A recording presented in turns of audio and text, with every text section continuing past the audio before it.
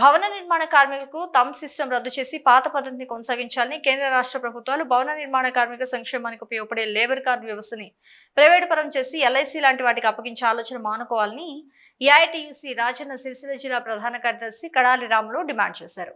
వేములవాడలో ఆయన మీడియాతో మాట్లాడుతూ ప్రభుత్వ రంగంలో 1996లో అమలైన లేబర్ కార్డు సంక్షేమాన్ని కొట్లాడి సాధించుకున్న దాన్ని తొలగించాలన్న ఆలోచన దుర్మార్గమని, వెంటనే థంబ్ సిస్టమ్ ని రద్దు చేసి పెండింగ్ ఫైల్స్ క్లియర్ చేయాలని, ఆన్లైన్ బంద్ అయ్యి చాలా రోజులు అవుతుందని, 20 రోజులుగా ఆన్లైన్ పనిచేయక కార్మికులు తీవ్ర ఇబ్బంది పడుతున్నారని, సహజ మరణానికి ఇచ్చే 1,20,000 ఎక్స్గ్రేషియా 5 లక్షలకు పెంచాలని, యాక్సిడెంట్ అయితే 10 లక్షలు ఇవ్వాలని, 55 ఏళ్ల వయసున్న భవన నిర్మాణ కార్మికులకు 5,000 రూపాయల పెన్షన్ ఇవ్వాలని, అడ్డాల మీద విశ్రాంతి గదులు నిర్మించాలని, వలస కార్మికుల వల్ల స్థానిక కార్మికులకు ఉపాధి దొరకడం లేదని, డెలివరీ మ్యానేజర్లకి 1 లక్ష రూపాయలు ఇవ్వాలని, గతంలో బోర్డుకు మంత్రులకు ధర్నాలు చేసి అధికారులకు లెటర్లు కూడా ఇవ్వడం జరిగిందని, వెంటనే కాంగ్రెస్ ప్రభుత్వం లేబర్ కార్డులని ప్రభుత్వ రంగంలోనే ఉంచి కార్మికులకు ఆగిపోయిన పెండింగ్ ఫైల్స్ క్లియరెన్స్ చేసి స్థానిక కార్మికులకు ఉపాధి కల్పించాలని డిమాండ్ చేశారు.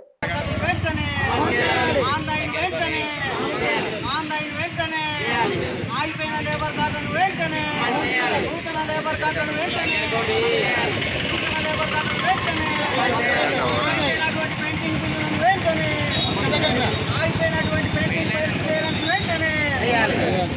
రాజన్న సిరిసిల్ల జిల్లా వేములవాడలో ఈరోజు భవన నిర్మాణ కార్మికుల ఒక సమస్యల మీద నిరసన కార్యక్రమం చేయడం జరిగింది.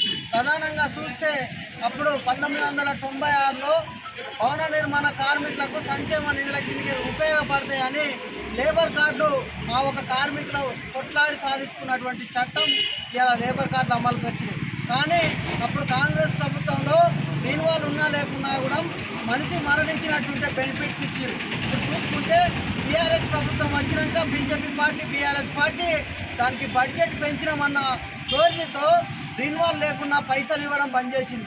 ఒకటి ఆ రీన్వాల్ చాలన్ పేపర్లు ఉన్నా కూడా అప్లై చేసినాక కాలయాపన 2 నెలలు 3 నెలలు చేయడం జరుగుతుంది. వెంటనే ఆ ఒక పెండింగ్ ఫైల్స్ క్లియరెన్స్ చేయాలి. ఇప్పుడు ఆన్లైన్ పెట్టి థంబ్ సిస్టమ్ రద్దు చేయాలని కూడా మేము ఎన్నోసార్లు ధర్నాలు చేసి కోర్టుకు కూడా అప్లికేషన్లు పెట్టడం జరిగింది, మంత్రులకు కూడా అప్లికేషన్ పెట్టడం జరిగింది.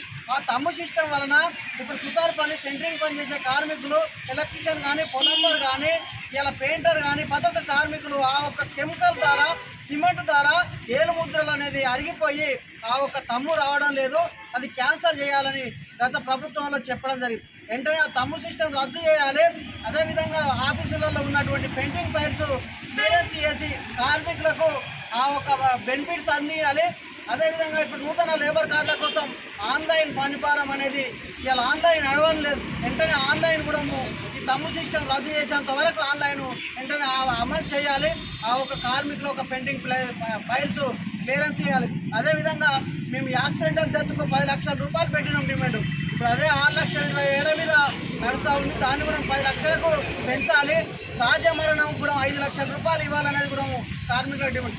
55 ఏళ్ళ కార్మికునికి 5,000 రూపాయల పెన్షన్ కూడా ఇవ్వాలని గత ప్రభుత్వంలో ధర్నాలు చేయడం జరిగింది.